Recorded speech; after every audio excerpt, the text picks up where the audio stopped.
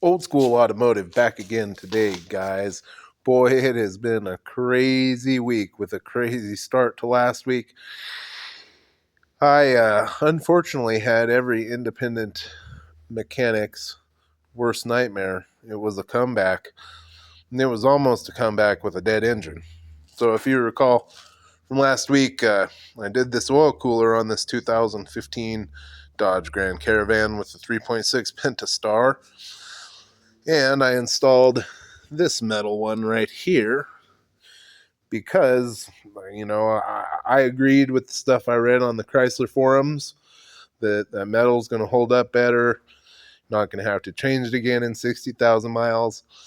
I even saw another video of a mechanic, an independent mechanic, watch Wes work on YouTube, and he agreed with what I'm saying.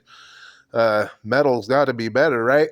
Well, so I installed this thing, I think it was on Wednesday.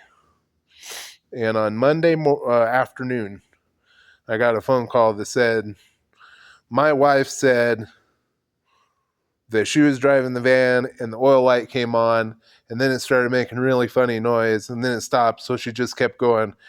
And so immediately I was like, oh, well, that's it, I'm buying them a new engine. But I got there, and there was just enough oil in it to have held pressure because it hadn't set the code for oil pressure. Anyway, took all the intake off and stuff and got looking down in there, and sure enough, yeah, this thing was leaking. In fact, it was leaking from that O-ring right there. And so they were leaving town. I thought they were leaving the day they called me, but it happened to be last Wednesday. And so I dropped everything. I was working on a transmission swap on this one. Just got the new one up under there today.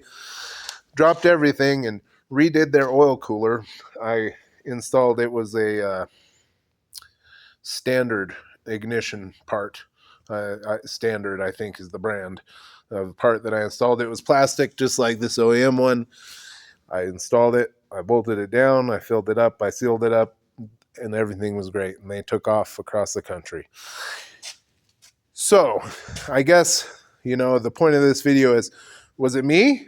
Did I cause this? Did I not install this metal one here correctly, but I had no problem installing the plastic one? Is it this part? Is it this particular metal part that I have right here? Is it Chrysler? Who's at fault here? You know what I mean? I can't figure it out. Well, it was me at fault because obviously their oil cooler started leaking a day or two after I installed it and almost ran their van out of oil. But you know what I mean? What was the cause of this problem? And why is it that a plastic one will go in there and bolt down just fine and seal up, no problems, but you try and put a better quality piece in there and it leaks all the engine oil out and almost ruins someone's vehicle? Anyway, I don't know, guys, but it got fixed. And just to let you know, when it came back, I fixed it, and it was on me. And that was a cost of 5 hours, which I did not charge them for. And that new black shiny one I installed was almost $300, and that was on me too.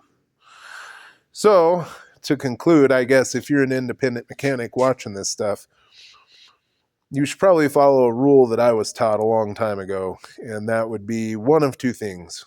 Pick a parts store and don't install any parts that don't come from that parts store, or don't ever install a part that's not an actual factory part.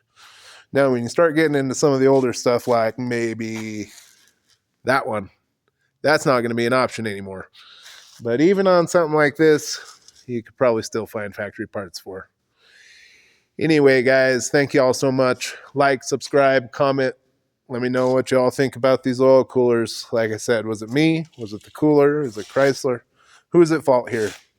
Thanks, guys. Have a good one.